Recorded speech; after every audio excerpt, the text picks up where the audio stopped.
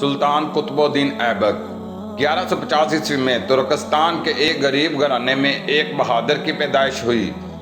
اس گھرانے کا تعلق ترک غلام قبیلہ سے تھا جس کا نام ایبک تھا۔ بچپن میں ہی اسے اپنے خاندان سے جدا کر دیا گیا اور اسے نشاپور لگنے والی غلاموں کی منڈی میں لایا گیا۔ وہاں اسے مشہور مسلمان بزرگ ابو حنیفہ کی اولاد میں سے ایک مشہور تاجر اور قاضی فخر الدین عبدالعزیز کوفی نے خرید لیا۔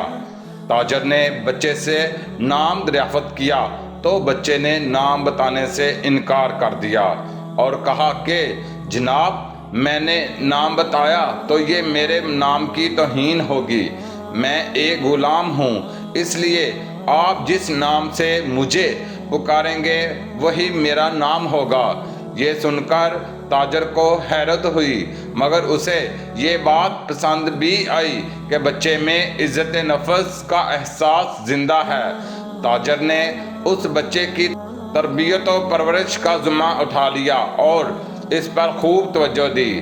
بچہ شروع سے ہی بہادر تھا اور جنگی مہارت حاصل کرنے کا شوق رکھتا تھا۔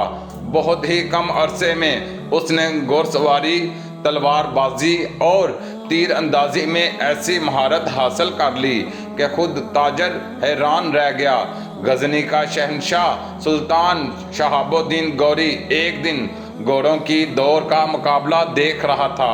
تاجر اس غلام کو لے کر سلطان کے پاس پہنچا اور کہا کہ حضور، میرے اس غلام کا گھوڑ سواری میں کوئی بھی ثانی نہیں ہے۔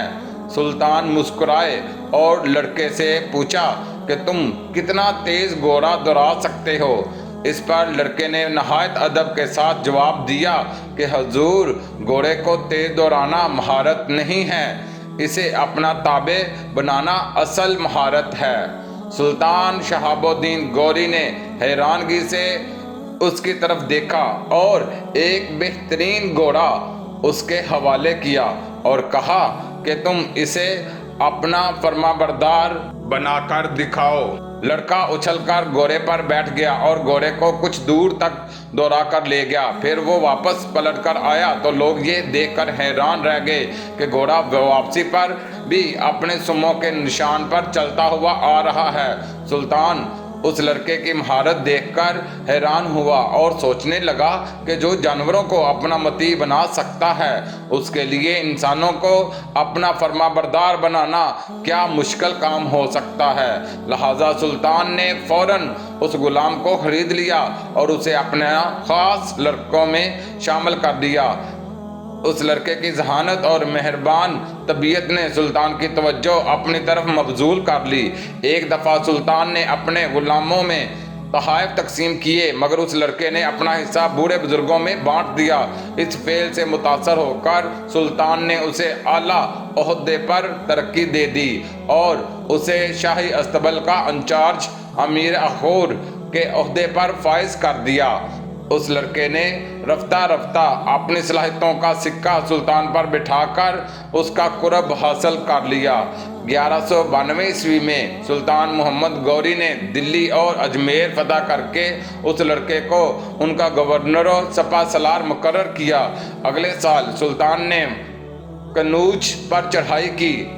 اس سپہ سالار نے اپنی وفاداری اور سپہ گیری کا ایسا ثبوت دیا کہ سلطان نے اس کو فرزند بنا کر فرمان فرزندی اور سفید ہاتھی عطا کیا۔